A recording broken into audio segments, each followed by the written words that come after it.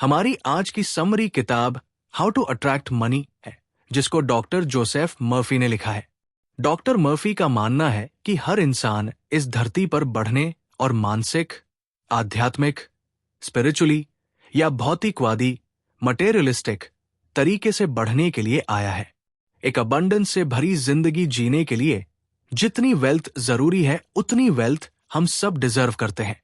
इस किताब में हम सीखेंगे कि कैसे पैसा को अपना दोस्त बनाया जा सकता है, वेल्थ को कैसे डेवलप किया जा सकता है, अपनी एबिलिटीज में अपने विश्वास को कैसे बढ़ाया जा सकता है और हमेशा वो कैसे पाया जा सकता है जो कभी खत्म ना हो। हमारी अमीर बनने की इच्छा एक खुश और अद्भुत जिंदगी जीने की इच्छा है, इसलिए अपने पैसों की सोच को बदलते हैं और फाइनेंशियल सक्सेस या प्रॉस्पेरिटी का मंत्र जाने के लिए ये सारांश अंत तक जरूर पढ़ें। आमिर बनने का आपका अधिकार। How to attract money. अमीर बनाना हमारा अधिकार है। हम सब इस धरती पर एक भरपूर जिंदगी जीने, खुश रहने और आजाद रहने के लिए आए हैं। एक खुशहाल जिंदगी जीने लायक पैसा हम सबके पास होना ही चाहिए। हम सबको लक्ष्युरी या ब्यूटीफुल जिंदगी जीने का पूरा हक है। लोगों के पास पैसा ना होने का सबसे बड़ा करना है, वो पैसे को खराब मांगते हैं। उनका मानना है कि पैसा ही सारी बुराइयों की जड़ है।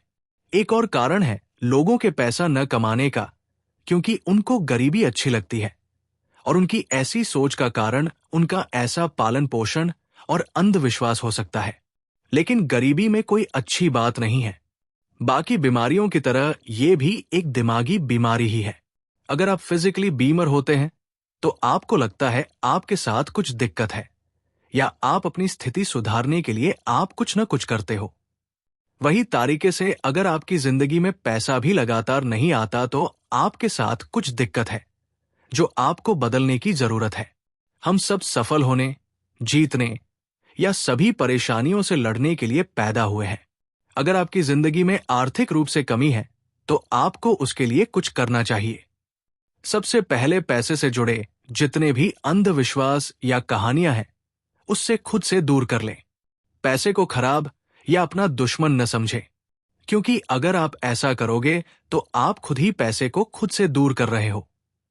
कुछ लोग कहते हैं कि पैसे के लिए मर्डर हो जाते हैं, पैसे के लिए चोरियां होती हैं या पैसा हजारों क्राइम्स का कारण है, लेकिन फिर भी ये सब पैसे को खराब नहीं बनाते। इसके कुछ उदाहरण देखते हैं। अगर एक इंसान किसी को मारने के लिए $50 देता है तो उसने अपने खराब उद्देश्य के लिए पैसा का इस्तेमाल किया है, ना कि इसमें पैसा खराब है। उसी तरह वो बिजली या पानी का इस्तेमाल कर सकता है किसी को मारने के लिए, लेकिन इसमें बिजली या पानी खराब नहीं है। इसी तरह अगर आपके हाथ में सुई चुभ जाती है तो उसमें सुई की गलती नहीं है। हमें ये पता होना चाहिए कि जिन चीजों का इस्तेमाल क्राइम्स में होता है उसमें चीजों का कोई दोष नहीं होता।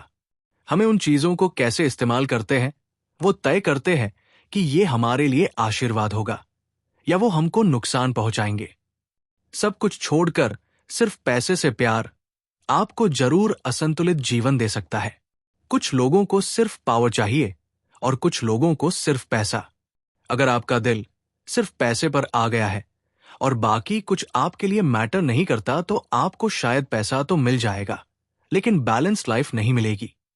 अगर आप अपना सारा समय और एफर्ट सिर्फ एक्सटर्नल चीज या पैसा पाने में ही लगाएंगे तो आपके पास मन की शांति, प्यार, खुशी और परफेक्ट हेल्थ की कमी रह जाएगी।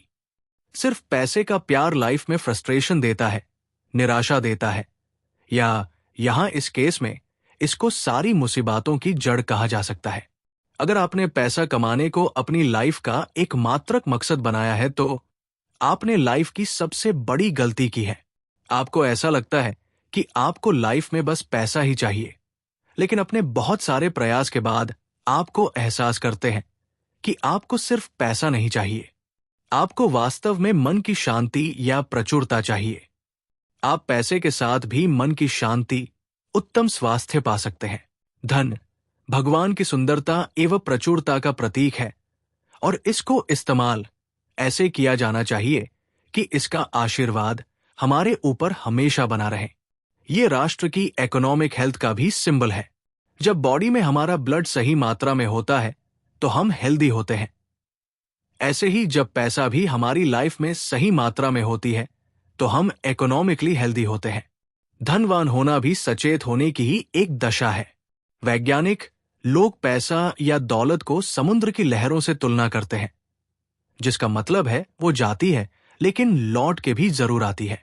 लहरें कभी नहीं रुकी, वही ऐसे ही धन भी नहीं। अगर हम भगवान पर भरोसा बनाए रखें, अगर हम अपने अवचेतन मन को हमेशा धन की आपूर्ति देने के लिए प्रभावित करना चाहते हैं, तो एक तरीका अपना जा सकता है, और वो है सबसे पहले अपने मन को शांत करें। आराम करो। ऐसी स्थिति में जाए जहां आप आधी नींद में हो या सोने वाले हो, और फिर शांति से खुद से पूछें, हमारे विचार कहां से आते हैं? धन कहां से आती है? हमें दिमाग कहां से मिलता है? इन सवालों के जवाब में आपको एक ही स्रोत के बारे में पता चलेगा, या वो है आध्यात्मिक शक्ति। आप समझ जाओगे कि धन सिर्फ दिमाग की एक दशा यानी अवस्था है। एक वाक्यांश को धीरे धीरे 4 से 5 बार दिन में रिपीट करें। विशेष रूप से सोने से पहले, मनी मेरी जिंदगी में हमेशा बह रही है और एक दिव्य शक्ति मेरे ऊपर हमेशा प्रेजेंट होती है। अगर आप इसे रोज दोहराएंगे तो पैसे का आइडिया आपके दिमाग में अंदर तक उतर जाएगा और आप वेल्थ कॉन्शियस बन जाएंगे। इसका दोहराव बस यांत्रिक रूप से दोहराने से कुछ नहीं होगा। आपको इसको बोलते हुए महसूस करना होगा, दिमागी स्तर पर स्वीकार करना। जो लोग आर्थिक रूप से कमजोर होते हैं, उनको शुरू में ऐसे बयानों से कुछ मदद नहीं मिलती, जैसी कि मैं स्वस्थ हूं, मैं समृद्ध हूं, मैं सफल हूं। स्टेटमेंट्स कंडीशंस को और ज्यादा खराब कर देते हैं। इसका कारण है कि सबकॉन्शियस माइंड सिर्फ वो ही स्वीकार करता है जो आइडिया और फीलिंग डोमिनेंट यानी दिमाग में हवा होती है। जब वो बोलते हैं कि मैं समृद्ध हूं, तो उनके अंदर कमी यानी अनुभव की भावना ज्यादा मजबूत होती है, ना कि समृद्ध होने की। इसलिए वो खुद से बात करते हैं कि मैं समृद्ध नहीं हूं, मैं तो गरीब हूं। कमी की भावना इतनी मजबूत होने से पुष्टि भी कमी को ही बढ़ावा देती है।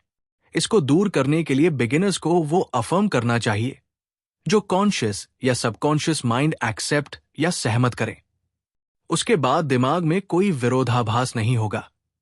हमारा अवचेतन मन हमारी भावनाओं, हमारे विश्वासों और दृढ़ विश्वास को जैसा है वैसा स्वीकार कर लेगा। हम अपने अवचेतन मन को इस बात की पुष्टि करता है कि मैं व्यस्त रख सकता हूं, जैसे मैं हर रोज समृद्ध हो रहा हूं, मेरी दौलत या ज्ञान साथ में बढ़ रही है, मैं फाइनेंशियली आगे बढ़ रहा हूं। इस तरह की पुष्टि मन में संघर्ष पैदा नहीं करेगा।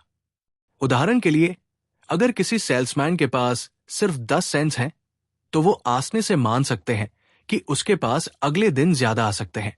उसके दिमाग में ऐसा कुछ नहीं आता कि वो अगले दिन भी पैसा नहीं काम सकता। वो ऐसे बयानों में उपयोग कर सकता है, मेरी बिक्री हर दिन बढ़ रही है।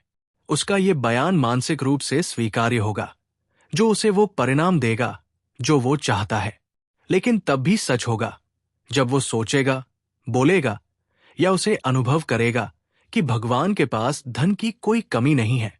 इंसान 3 विचार पर काम करके बेहतरीन परिणाम पा सकते हैं, या वो है स्वास्थ्य, धन और सफलता। स्वास्थ्य भगवान की एक गुणवत्ता है, धन भगवान की है जो कभी खत्म नहीं होगी। सफलता भी भगवान की है, क्योंकि भगवान हर चीज में सफल होते हैं। एक तरीका है जिससे अद्भुत परिणाम पाए जा सकते हैं, और वो है शीशे के आगे खड़े हो जाएं और 5 से 10 मिनट तक दोहराएं, स्वास्थ्य, धन और सफलता। अफर्मेशंस जैसे मैं स्वस्थ हूं या मैं सफल हूं बोलने की जरूरत नहीं है, क्योंकि ये एफर्मेशन मन में भ्रम पैदा करना करती है। लेकिन सिर्फ स्वास्थ्य, धन या सफलता दोहराने से बहुत अच्छे परिणाम मिलते हैं। डॉक्टर मर्फी का कहना है कि धन हमारे दिमाग में होती है, और वो इसका एक उदाहरण भी देते हैं। एक युवा लड़का था ऑस्ट्रेलिया का जो डॉक्टर बनाना चाहता था, लेकिन ना तो उसके पास पैसे या ना ही कोई डिग्री थी। अपने खर्चों के लिए वो एक डॉक्टर का कार्यालय साफ करता था, कांच साफ करता है या मरम्मत भी करता था। हर रात जब वो सोने जाता तो वो कल्पना करता था, एक वॉल पर डिप्लोमा लगा था जिसमें बोल्ड लेटर्स में उसका नाम लिखा था। वो मेडिकल बिल्डिंग में दीवार पर लगे डिप्लोमा साफ करता था। इसके लिए उसके लिए ये कल्पना करना मुश्किल नहीं था। ऐसा उसे कुछ महीनों तक अनुसरण किया। कुछ समय बाद हमें परिणाम मिलने शुरू हो जाते हैं। एक डॉक्टर को वो लड़का पसंद आया और उस डॉक्टर ने उस लड़के को अपने पास ट्रेनिंग पर रखा लिया या उसे कुछ चीजों की ट्रेनिंग दी। डॉक्टर ने उसे अपने खर्चे पर हाई स्कूल और फिर कॉलेज भी भेजा। ये लड़का आगे चलकर कैनेडा का एक बहुत बड़ा डॉक्टर बना। उसके दिमाग में बिल्कुल स्पष्ट छवि, इमेज थी जो उसे चाहिए था। उसके पास सपना था क्योंकि उसकी दौलत उसके दिमाग में थी। वो ऐसा सोच सकता था कि मेरे पास तो डिग्री नहीं है, पैसा नहीं है, संसाधन नहीं है, और ऐसा सोचने से उसका सपना शुरू होने से पहले ही खत्म हो जाता है। उसकी दौलत उसके विचार में थी या खुद की आध्यात्मिक शक्ति को इस्तेमाल करने में थी, जिसने उसे और सफल बनाया। डॉक्टर मर्फी का कहना है कि हम जो भी करते हैं वो हमारे आंतरिक विचार, भावनाएं या दृढ़ विश्वास का जवाब होता है। हमारे सारे बाहरी कार्रवाई हमारे मन के आंतरिक आंदोलनों को पालन करते हैं। वो अपना खुद का उदाहरण भी देते हैं या बताते हैं कि वो इमेजिन करते हैं उनकी एक प्रसिद्ध किताब मैजिक ऑफ फेथ का अनुवाद फ्रेंच में हो रहा है, जैसे उनका सपना था। कुछ हफ्ते तक हर रात को सोने से पहले वो खुद को मैजिक ऑफ फेथ किताब का फ्रेंच एडिशन पढ़ते हुए कल्पना करते थे। 1954 में क्रिसमस से ठीक पहले पेरिस के एक प्रमुख प्रकाशक का एक पत्र उन्हें मिला, जिसमें उनकी किताब मैजिक ऑफ फेथ को फ्रेंच में ट्रांसलेट करने और सारी फ्रेंच स्पीकिंग कंट्रीज में प्रमोट करने की इजाजत मांगी गई थी। अंत में उनका सपना पूरा हुआ, जिसको उन्होंने जैसा कि रूप में ये भावनाओं और भावनाओं के साथ कल्पना किया था। अगर हमने समझा लिया कि हमारा दिमाग कैसे काम करता है तो हमारे साथ अच्छा ही होगा। सोचना और महसूस करना हमारी नियति होती है। चेतना के ठीक से हम सब कुछ पा सकते हैं। स्वास्थ्य की चेतना हमें स्वास्थ्य देती है और धन की चेतना हमें धन देती है। अगर आप अपने दोस्तों को बताते हैं कि आप एक नया बिजनेस स्टार्ट करने वाले हो हो सकता है वो आपको बहुत सारे कारण देगा कि आप कैसे विफल हो सकते हैं। वो आपके दिमाग में विफल होने का डर भी पैदा कर सकता है। लेकिन जब आप जागरूक हो जाते हैं आध्यात्मिक शक्ति के बारे में, मेरे जो आपके विचारों का जवाब करता है, तो आप दुनिया के सारे रिजेक्शंस को अवॉइड कर देते हैं और आपको पता होता है कि सफल होने के लिए सारी शक्ति या ज्ञान आपके पास है। कुछ लोग हमेशा दूसरे लोगों के बारे में बात करते हैं कि कैसे दूसरे लोगों ने चोरी, बेईमानी या ठगी से पैसा कामया है। जो लोग ऐसे बात करते हैं वो ज्यादा आर्थिक समस्याएं या शारीरिक बीमारी से घिरे होते हैं। शायद उनके साथ के लोग जिंदगी में ज्यादा सक्सेसफुल हो गए या ये लोग पीछे रह गए, इसलिए ये लोग अब उन सब लोगों से जलते हैं। हाउ टू अट्रैक्ट मनी, कई जगह यही उनके पतन का कारण होता है। दूसरे लोगों के बारे में नकारात्मक सोचने या उनके पैसे को देखने से वो अपना खुद की दौलत भी खत्म कर लेते हैं। एक हाथ पर वो ज्यादा पैसे के लिए प्रार्थना करते हैं और दूसरे हाथ पर वो दूसरे पैसे के लिए निंदा करते हैं। हमको हमेशा दूसरे को आशीर्वाद देना चाहिए, उनकी सफलता में खुश होना चाहिए। जब आप ऐसा करते हो तो आप खुद को ही आशीर्वाद दे रहे होते हो। अब आप किसी एक ऐसे इंसान के बारे में सोच रहे होंगे जिसने दूसरे को धोखा देकर या बेईमानी से दूसरों का आर्थिक रूप से फायदा उठाया हो। इसका जवाब सिंपल है। जब हम किसी के साथ धोखा करते हैं, चीटिंग करते हैं या फ्रॉड करते हैं तो असल में हम अपने साथ ही वही कर रहे होते हैं। असल में हम अपने आप को चोट पहुंचा रहे हैं। हमें नुकसान बहुत तरीके से हो सकता है, जैसे कि हेल्थ में लॉस, मन की शांति चली जाना, बीमारी या बिजनेस में नुकसान। जरूरी नहीं है कि नुकसान हमेशा पैसे का ही हो। आप दूसरे को नुकसान पहुंचाए बिना भी अमीर या समृद्ध बन सकते हैं। कुछ लोग हमेशा अपने आप से चोरी कर रहे होते हैं। स्वास्थ्य, खुशी, आनंद या प्रेरणा की चोरी। कुछ लोगों को लगता है उन्हें कभी चोरी नहीं की, लेकिन ये सच नहीं है। जब भी हम किसी से जलते हैं, उसका बुरा सोचते हैं या उनकी दौलत या सफलता को मन ही मन कोसते हैं, तो असल में ये खुद से ही चोरी करने जैसा है। अगर आपकी संस्था में कोई प्रमोट होता है तो उसकी खुशी में खुश होना चाहिए, उसे मन से बधाई दें। अगर किसी के उम्र बढ़ने से आप गुस्सा या नाराज हो तो अपना खुद का नुकसान कर रहे हो। अपने घर, बिजनेस या बाकी चीजों के लिए ये प्रार्थना डेली यूज करें।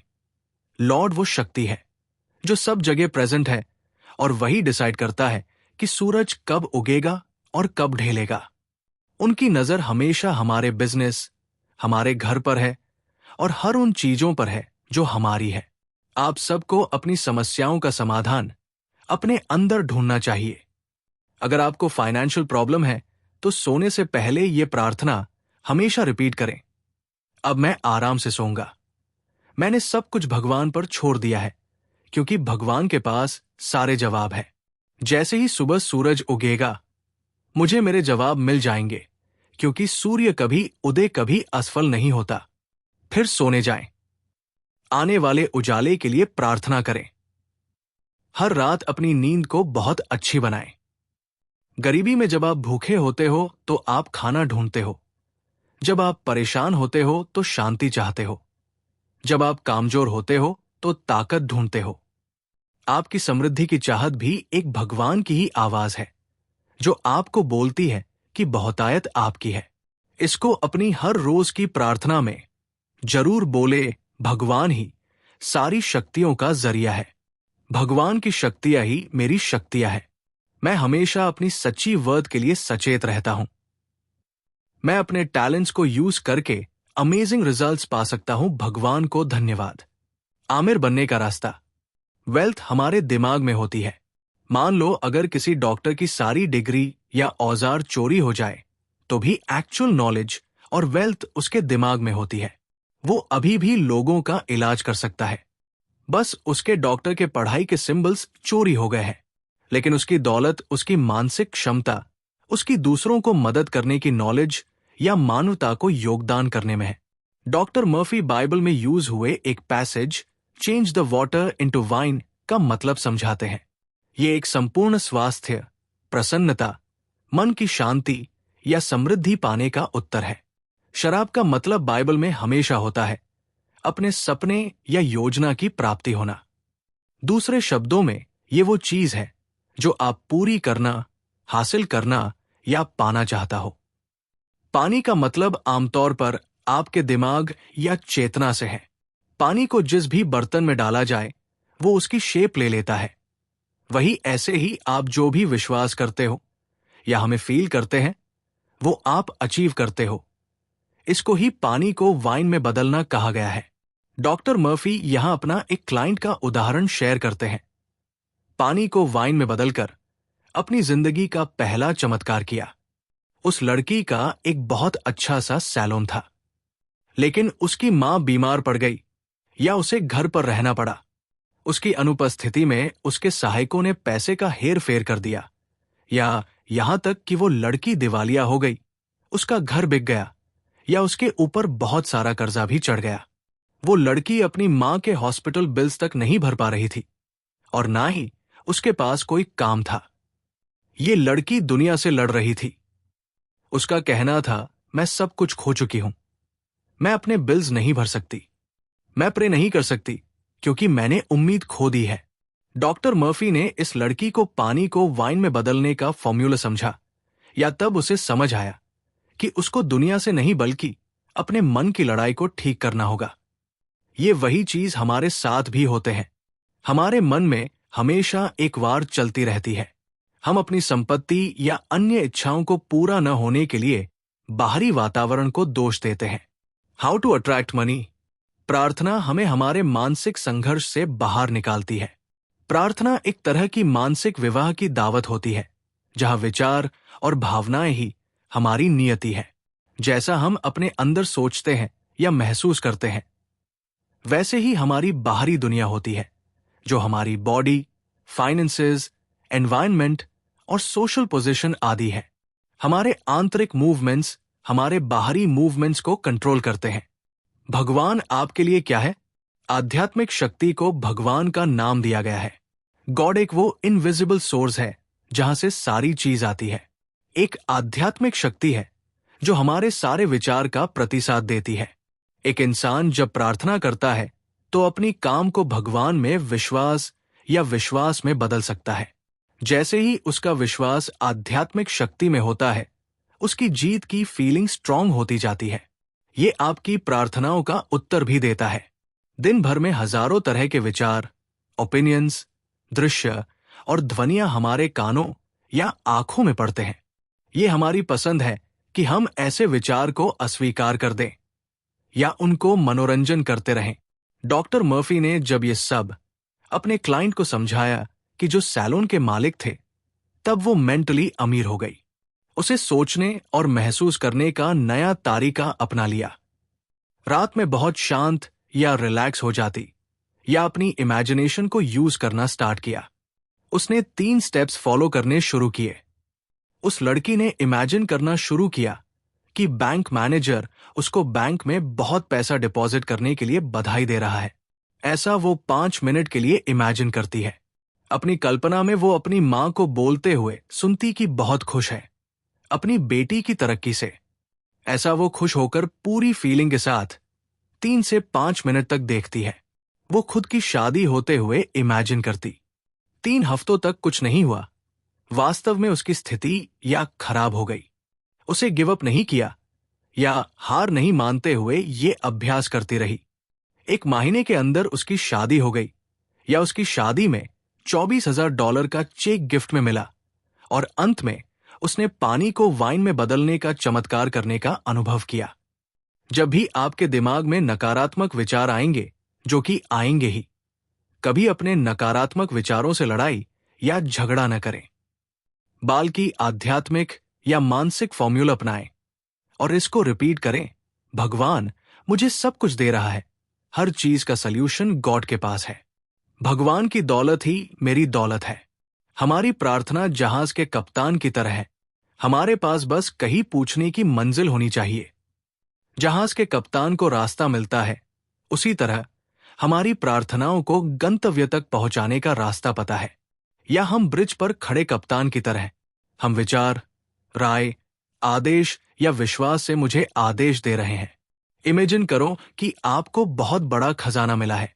इसको सोचिए, फील करें और नोटिस करें कि इस आइडिया पर आपकी बॉडी कैसी रिएक्ट करती है। इस रिएक्शन की इमेज को अपने दिमाग में बैठा लें।